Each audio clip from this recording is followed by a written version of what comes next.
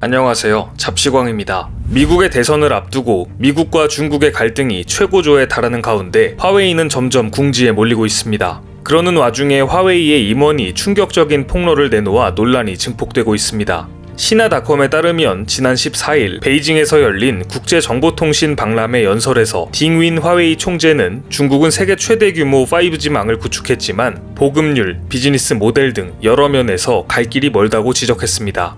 그러면서 중국의 5G 서비스의 문제점을 거짓, 미숙함, 수준 차이의 존재로 요약했습니다. 심지어 화웨이를 포함한 중국의 5G는 전부 가짜다라며 강한 어조의 비판을 이어갔는데요. 이분 신변에 이상이 생기지 않을지 염려스럽습니다. 딩윈 총재는 중국의 통신 가입자들이 5G LTE 스마트폰을 사용하고 있다며 5G 스마트폰을 쓰는 사람들도 거주 지역에 앵커 부스터 셀 환경이 없어 LTE급 서비스를 사용한다고 꼬집었습니다.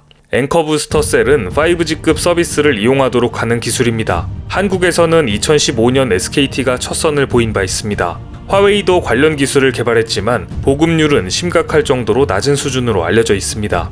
이번 셀프 디스가 더 주목받는 것은 한국을 모범 사례로 들었기 때문입니다. 딩윈 총재는 한국의 평균 다운로드 속도는 약 600mbps지만 중국은 절반 속도에 미치지 못한다고 지적했습니다. 9월 말까지 한국의 5G 사용자 수는 25%에 도달했지만 중국은 8%밖에 되지 않았다고 밝혔습니다. 그러면서 한국통신사는 5G 보급으로 매출 성장을 기록했지만 중국의 5G망 사업자들은 비즈니스 모델조차 없다고 비판했습니다. 중국 전문가들과 업계 관계자들 앞에서 한국에 배울 점이 많다고 목소리를 높인 것입니다. 사실 한국도 5G 서비스 관련하여 만족스럽지 못하다는 불만이 많은데 그보다도 한참 떨어지는 수준이라면 대체 중국의 5G는 어느 정도인지 상상이 잘 가지 않습니다. 5G 관련 논란은 한국도 예외는 아닙니다. 한국에서도 5G를 사용하는 분들이 많은 불편함을 호소하고 있습니다. 실제 한국 정부가 2달 전에 발표한 전국 지하철의 5G 가용률은 평균 76.3%에 불과합니다. 이는 1시간 접속했을 때 46분을 5G로 쓸 수 있다는 이야기입니다. 서울 지하철 3호선과 8호선의 5G 가용률은 26%대에 불과했고 2호선도 64%로 전국 평균을 밑돌았습니다. 5G 통신이 되는 곳에서도 드라마틱한 속도를 체감하기는 어렵습니다. 그 이유는 아직 통신사들이 5G 기지국을 촘촘하게 설치하지 못했기 때문입니다. 5G 대역을 제대로 활용하기 위해서는 28GHz 대역을 활용해야 하는데 문제는 이 대역의 전파 도달거리가 3.5GHz의 15% 이하에 불과하다는 것입니다. 이 문제를 인식한 통신사들은 지금까지 할당된 28GHz 기지국을 설치하지 않았습니다. 즉 국내 현존하는 5G 기지국은 모두 3.5GHz인 셈입니다. 진정한 5G라고 할 수 있는 28GHz 대역이 아직 제대로 설치되지 않았는데 이 문제는 시간이 해결해주길 기다려야 합니다. 하지만 한국의 경우 광범위한 5G가 완벽하게 안착하지는 못했어도 특정 구간에서의 5G는 충분히 자리를 잡아가고 있습니다. 특히 산업 현장에서의 성과가 두드러집니다. 가스 계측기 제품 케이스를 생산하는 국내 한 중소기업은 지난달 5G 장비를 설치하고 공장에 협동 로봇 2대를 들였습니다.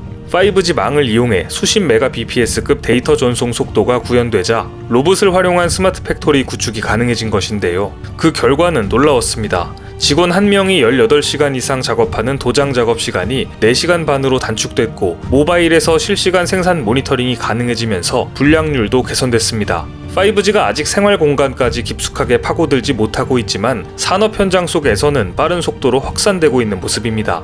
5G 관련 콘텐츠 분야 역시 비약적인 성장을 하고 있습니다. 글로벌 시장조사 업체 스트래티지 애널리틱스는 올해 스마트폰 등 모바일을 통한 콘텐츠 수익이 작년보다 28% 증가할 것으로 예상했습니다. 5G 폰 보급률 증가에 힘입어 앞으로 5년 내 게임, 비디오 콘텐츠, 음악 등 모바일 콘텐츠 시장 규모도 8,600억 달러에 이를 것으로 내다봤습니다. 5G 네트워크와 모바일 콘텐츠의 상호 보완적 모습도 나타나고 있습니다. 삼성전자는 갤럭시 노트 20과 갤럭시 S20 FE 출시 당시 게이밍 분야의 마이크로소프트와의 협력을 강화해 엑스박스 게임 패스를 적용했습니다. 애플도 아이폰 12를 공개하며 라이엇 게임즈와 리그 오브 레전드의 모바일 버전 LOL 라이프를 출시한다고 밝혔습니다.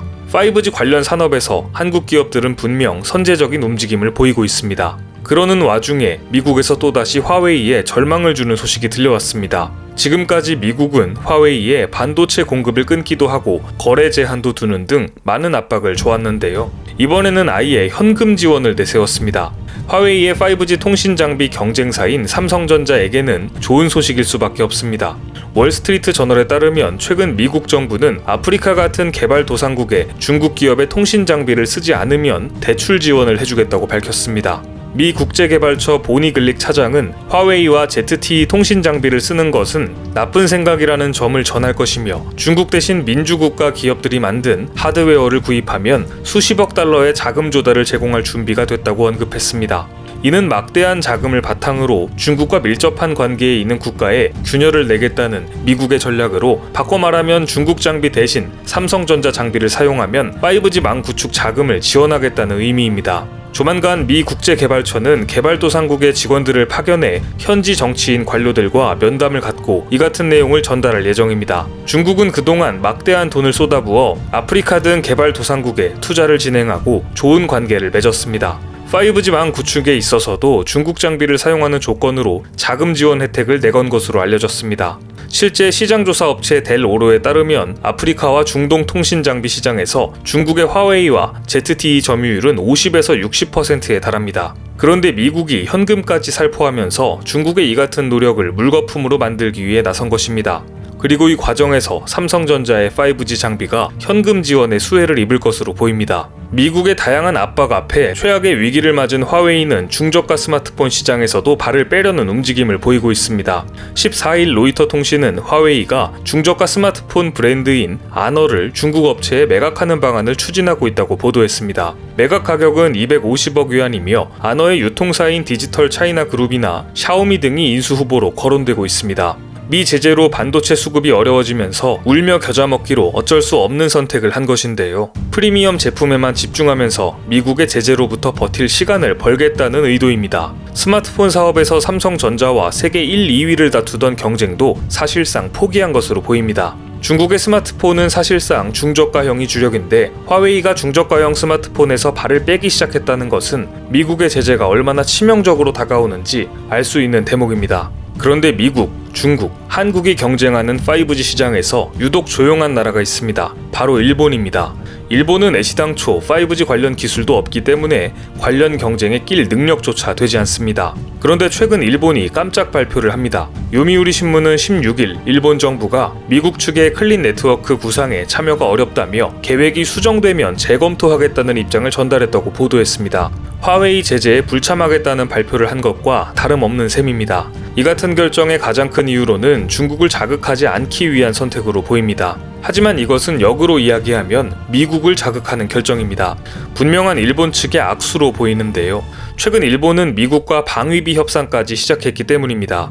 일본이 화웨이 제재에 불참을 선언한 또 다른 이유로는 자국의 5G 네트워크를 구성하는데 화웨이 장비를 완전히 배제한다면 기술 역량이 없는 일본 입장에서는 삼성전자의 5G 통신 장비에 과도하게 의존해야 하는 형국이 되기 때문입니다. 실제 일본인들이 삼성전자에 갖는 열등감은 상당합니다. 이는 스마트폰 시장에서도 드러납니다.